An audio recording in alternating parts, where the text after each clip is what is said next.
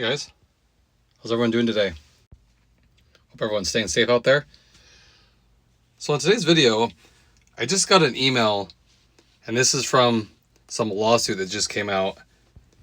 And it's been an issue in many cars, I would say from 2017 on, that people have been having issues with. But right now, there's a lawsuit going on, and if you've owned one of these cars, you'll get an email stating that you're included in the lawsuit.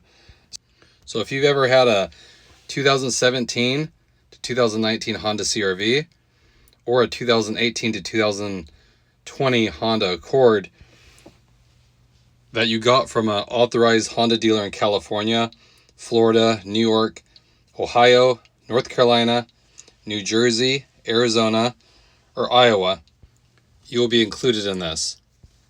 So basically what this is about, and I did a video on this some years ago, and it seems like an issue that's an ongoing thing, but they're alleging that these vehicles were sold with a known defect that causes the collision mitigation braking system.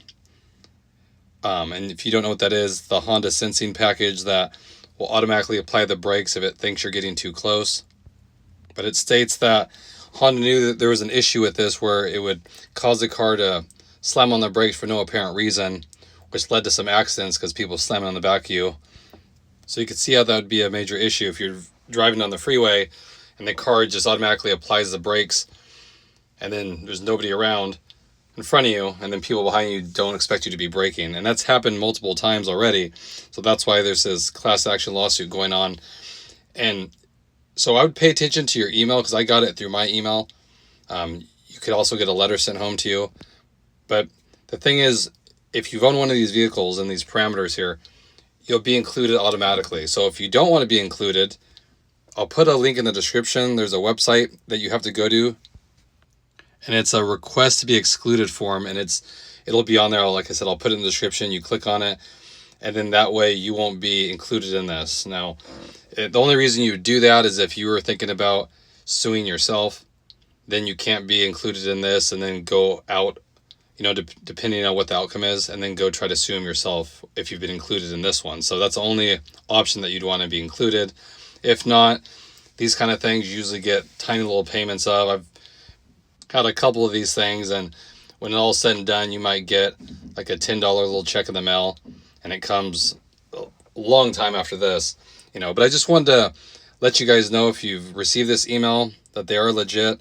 It is, when something's included like this, it takes all the owners. Like I said, it has to follow these parameters of the years of the vehicle, and then if you bought it in one of these states. And for some reason, that's the states that are included, not all of them. But I'll be curious to see if this goes any further than this as well. Because like I said, I've heard of people having issues with this a lot. And it goes years back when Honda just started coming out with this technology, that people will be driving around and just all of a sudden the system thinks that sees something right in front of you. So it just brings the car to a screeching halt. So you can definitely see the potential to be hazardous. And I think that's why people are pursuing it. And it affects, like I said, 2017 is when it goes back to for the CR-V. So it's still, even in this time, I haven't seen people complain that their car will come to a complete stop. And we're talking cars that are, year 2022, 2023. So it still seems like an issue that they're working on, and maybe they'll fix it. Maybe it's just, part of it. I'm not really sure. But again, I just wanted to let you guys know this just came out.